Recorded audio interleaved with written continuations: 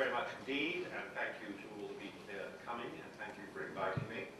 I have a set of slides I'm going to run through. If you get bored with them, just tell me and we'll do something else. Some of you who might remember when I was here 3 years ago will recognise some of the slides coming back. Some of the images are so good I've sort of kept them. But for those who are new, well, I hope you enjoy that. Pure pictures. There are no words on these slides. They're just illustrating good practice and bad practice and some ideas.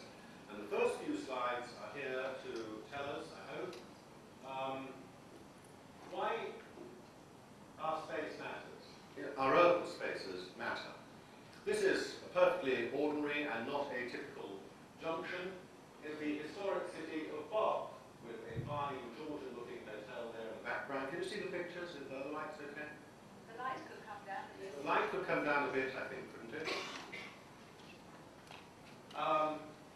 Just go back to that. And this is a mess.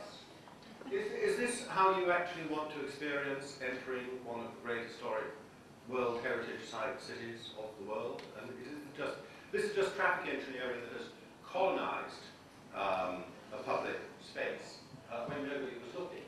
And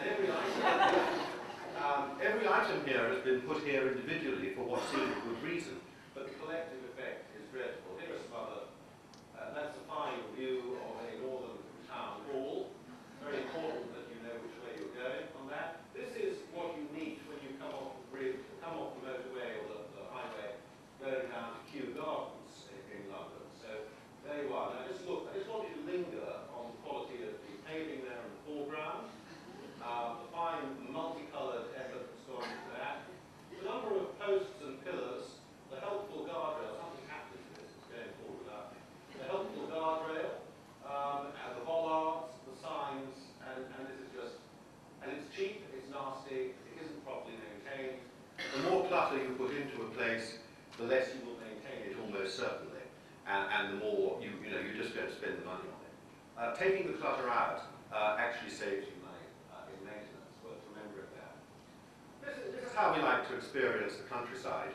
Our ancient, historic, medieval churches. And this, of course, is recognisably an Oxford college, as you could tell. This is Oxford High Street. And it's good that there's all that space there, that blank wall being made use of. Enlivened by the variety of technology that's been added to it. I have no idea where this is, but it could actually be anywhere.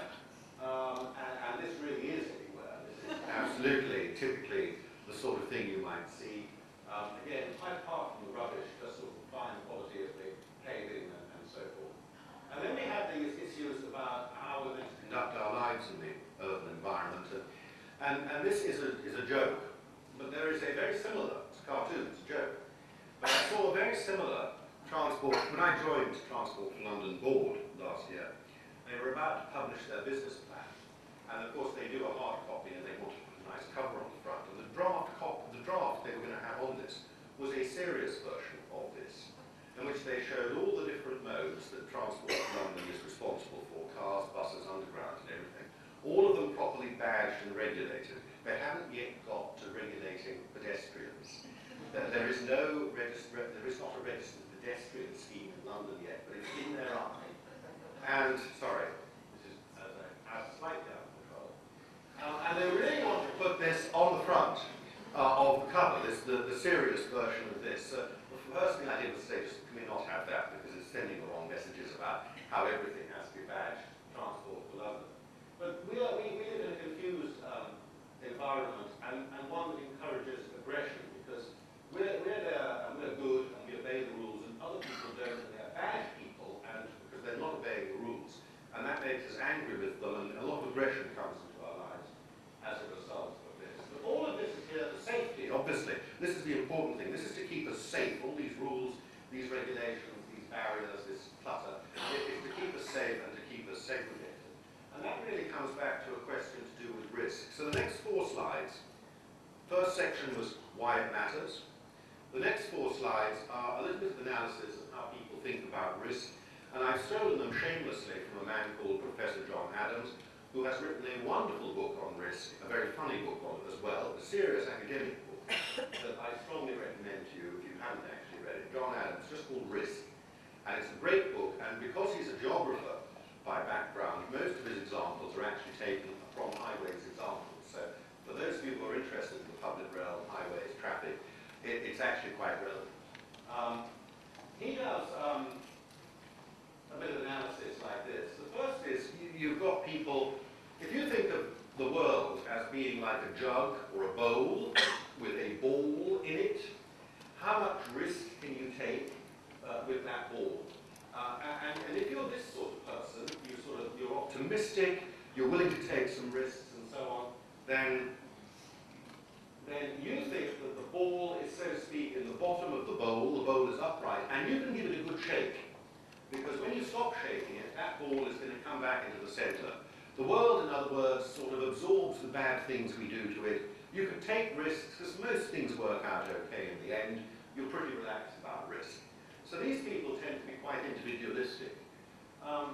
We then have people who think the ball is actually on an upturned bowl, and these people are terrified that if you touch the bowl at all, the ball will come off, and it will never get back up. So these are people who believe in the precautionary principle that you mustn't take any risks at all, because one risk, you could have a catastrophic disaster, and you'll never ever recover from it. So that's a different mental attitude towards risk. These people have no idea where the ball is going to go. They are the majority of people, and nobody ever asks their opinion. And if they did, they wouldn't have an opinion, because they just get on with life, and they don't think about these things at all. But it's important to remember, politically and in every other way socially, there are a huge number of people out there who are like this. They don't actually have a view on this topic. But these are the people we have to watch out for. These are the people who believe that the ball is okay as long as you shake the jug a bit, but if you shake it too much, it could go over the lip and it will never ever recover. Now, these people therefore believe in controlled risk in monitored situations where there are rules and regulations to keep people within the appropriate limits. These people are safety auditors by temperament. This is what they end up doing for a living. These people are health and safety experts. These people dominate our lives, really, because they tell us, you can do this, but you mustn't do that. They tell us, you can wash your hands, but the water may be hot. Warning, the hot water may be hot. Because if it is too hot, then something terrible could happen. And this is the mentality which dominates the way in which we've designed our streets traditionally. That if you listen to the safety experts and do what they tell you, you'll be okay. But you mustn't go around the other side of the guardrail, because if you went on the outside of the guardrail and something terrible happened, that'd be your fault for not paying attention to the safety experts. So the way we think about risk is not uniform. And how people actually approach life on the streets is very, very different. We see this in reality. If you put safety measures, guardrail, things like that on the streets, and you guide people, physically coerce them, if they want to cross the road, you physically coerce them to a designated crossing place where there are pedestrian facilities. What actually happens in London, where this has been monitored, is up to 25% of road users actually go around the outside.